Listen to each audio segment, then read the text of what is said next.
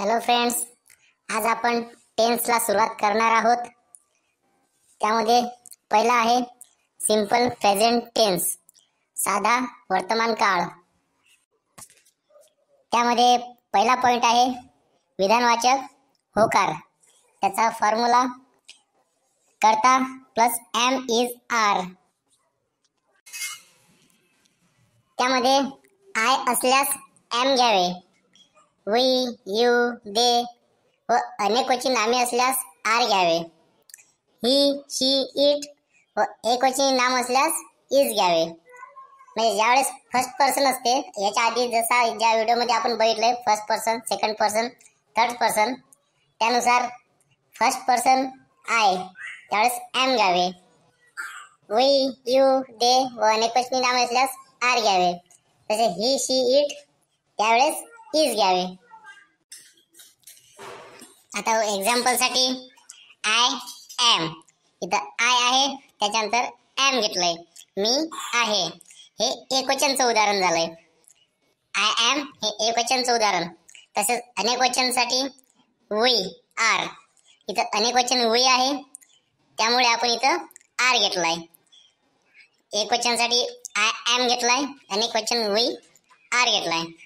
तसेच you R, हा जो यू आहे त्याला एकवचन मध्ये पण यू आणि अनेकवचन मध्ये पण यूच. म्हणजे यू आर तर तू आहेस आणि यू आर तुम्ही आहात. ही, शी, इट या तिन्हीसाठी इज घ्यावं लागते. उदाहरणार्थ ही इज तो आहे, शी इज ती आहे, इट इज ते आहे आणि त्याचं अनेकवचन करताना दे आर म्हणजे ते किंवा त्या किंवा ती आहेत. हे अनेकवचन आहे त्यावेळेस दे नंतर आर वापरायचं. For example I am an engineer, मी इंजिनियर आहे. वी आर इन नागपूर, आम्ही नागपुरात आहोत. यू आर देअर, तू तेथे आहेस किंवा तुम्ही तेथे आहात. ही इज रिच, तो श्रीमंत आहे. शी इज मोनिका, ती मोनिका आहे. The book is on the table, पुस्तक टेबलवर आहे. किंवा दे आर अवर फ्रेंड्स, ते आमचे मित्र आहेत. तर यामध्ये आपण बघितलंय आय नंतर एम वापरलाय, वी नंतर आर वापरलाय, यू नंतर आर वापरलाय, ही नंतर इज, शी नंतर इज, द बुक नंतर इज आणि दे नंतर आर वापरलाय. सिंपल प्रेझेंट टेन्स मध्ये दुसरा भाग आहे विधानवाचक नकार. त्याचा फॉर्म्युला आहे कर्ता plus am is are plus not. उदाहरणार्थ एकवचन मध्ये आय एम नॉट, अनेकवचन मध्ये वी आर नॉट,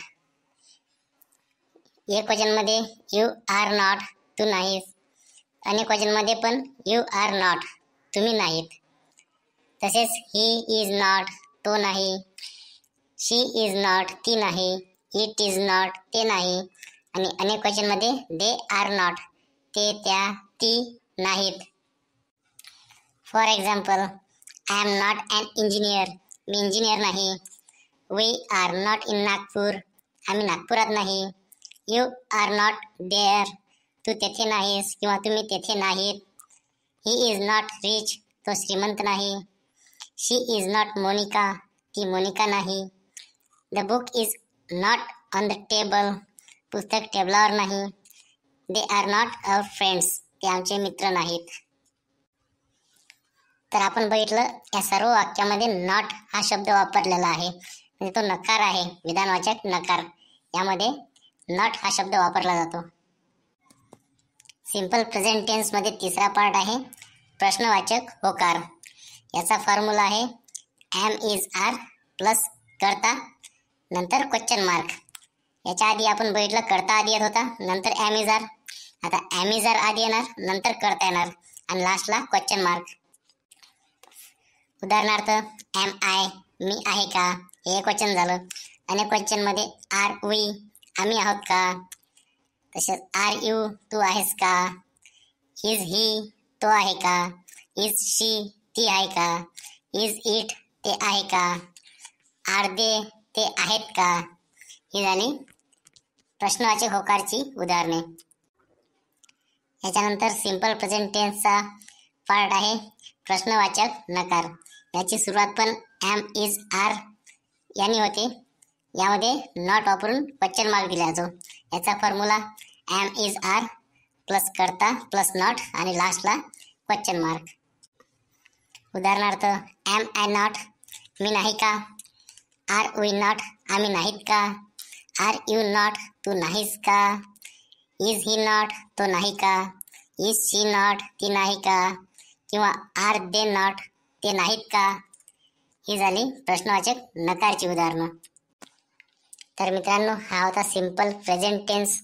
आज आपण सिंपल प्रेझेंट टेन्स बद्दल माहिती घेतली. त्याच्यामध्ये 4 पार्ट याची पण आपण माहिती घेतली. तर हे काही समजलं नसेल तर कॉमेंटमध्ये विचारू शकता, त्याचं मी उत्तर देईल. उद्या आपण बघू पास्ट टेन्स. थँक्यू.